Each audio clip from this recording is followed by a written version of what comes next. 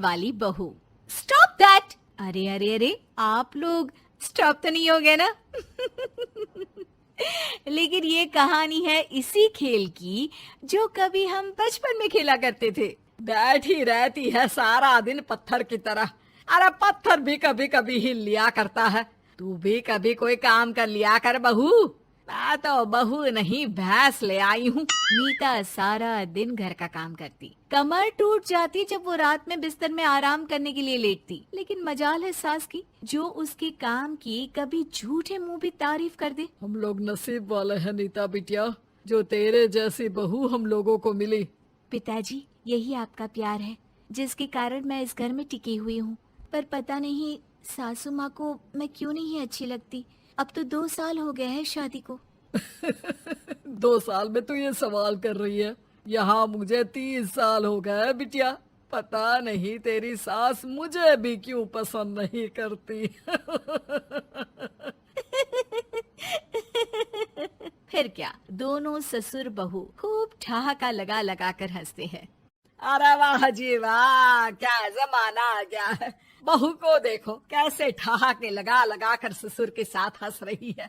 अरे एक जमाना हमारा था, ससुर इस कमरे में तो मैं उस कमरे में, ससुर बरामदे में तो मैं छत में। और यहाँ देखो महारानी को, वो मेरी बेटी है। और पापा ने तुम्हें कभी नहीं कहा था कि तुम इधर उधर भागो। हाँ, सास को पति की बात पर गुस्सा आ जाता है। तभी उसकी नजर बहू पर पड़ती है जो सास और ससुर की बात पर हंस रही है। बहू को हंसता हुआ देख सास का पारा 7वें आसमान में चढ़ जाता है। अरे कल बुही तू क्यों हंसी? तुझे कौन सी चुड़ैल चिपट गई तो हंस रही है? हम मियाँ बीवी का ये चलता रहता है, ये ना सोच के बीच में फूट पड़वा दी। अरे जी जाइए बाजार से छाछ ले आइए, और तू जाकर किचन में बेसन घोल कर पकोड़े बना ले, कड़ी बनानी है तुझे। सास बहू और पति को ऑर्डर देकर वहाँ से निकल जाती है। पति बाजार की तरफ और बहू किचन की तरफ। सारा काम हो गया, अब बस आराम से टीवी देखूं। उधर सास, कढ़ी खाने का बिल्कुल मन नहीं था, लेकिन जब ये लड़की खी खी करके दांत दिखाती है तो गुस्सा आ जाता है। लगता है कि मुंह नोच लो इसका। तभी सास के कान में बहू के जोर जोर से हंसने की आवाज आती है। सास का पारा फिर 7वें आसमान में चला जाता है। सास कमरे में जाती है जहाँ बहू टीवी में सीरियल देख रही होती है।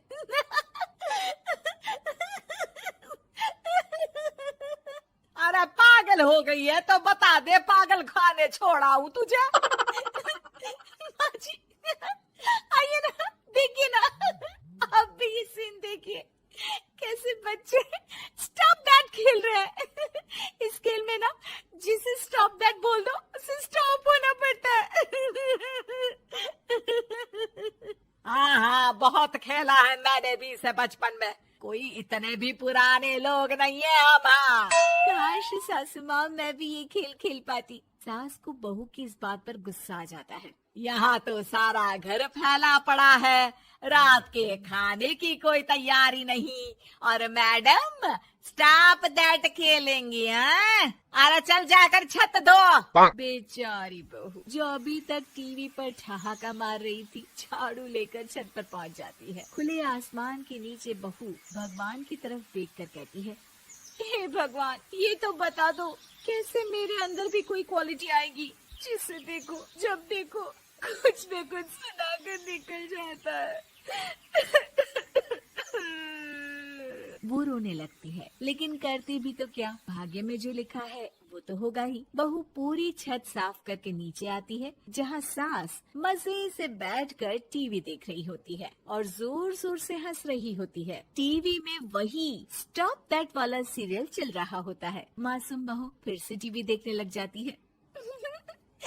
कितना मजेदार गेम है। सास को फिर बहू पर गुस्सा आ जाता है। अरे उसे तो बहू के हंसने की आवाज ही चुभती है।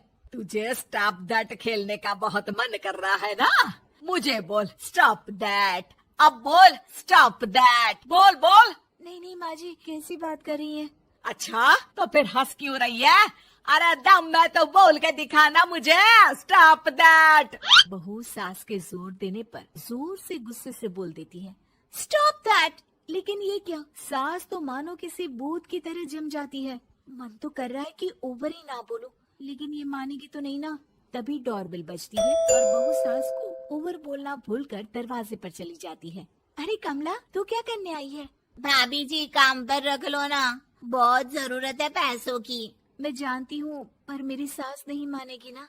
अरे पता नहीं भाभी कैसी सास है आपकी, इतना काम तो मैं 4 घर का नहीं करती जितना वो आपसे एक घर में करवा लेती है। बहू काम वाली से खड़े होकर तकरीबन आधे घंटे बात करती है और उसे विदा कर जैसे ही घर के अंदर आती है तो देखती है कि सास वैसी की वैसी ही खड़ी है। स्टॉप दैट, ये जो कह कर गई थी वो। अरे हाय, ये सासू माँ को क्या हो गया? अब ओवर बोलूंगी तो मेरी तो जान ही निकाल देगी। क्या करूँ मैं? बहू उनका हाथ पकड़कर बेड पर लिटा देती है और फिर कहती है, ओवर। क्या मेरे सर पर खड़ी रहेगी अब? क्या मैं आराम भी ना करूं? जा यहाँ से, बोला है ना कमरे में आया मत कर। जब देखो कमरे में घुसी रहती है, अलमारी को घुरती रहती है। अरे कुछ नहीं देने वाली, ज्यादा वहम में मत रहना, समझी? माफ करिएगा, मैं आपको कुछ बोलती नहीं हूँ। इसका मतलब ये तो नहीं है ना कि आप कुछ भी बोलती रहेंगी। अरे वाह जी वाह, स्टॉप दैट बोलते बोलते जबान भी खुल गई तेरी। हाँ, खुल गई और बोलूंगी भी। स्टॉप दैट, अब बोलो। लेकिन ये क्या? जैसे ही बहू ने बोला स्टॉप दैट, सास हो गई स्टॉप। हे भगवान, ये क्या हो रहा है सासू माँ?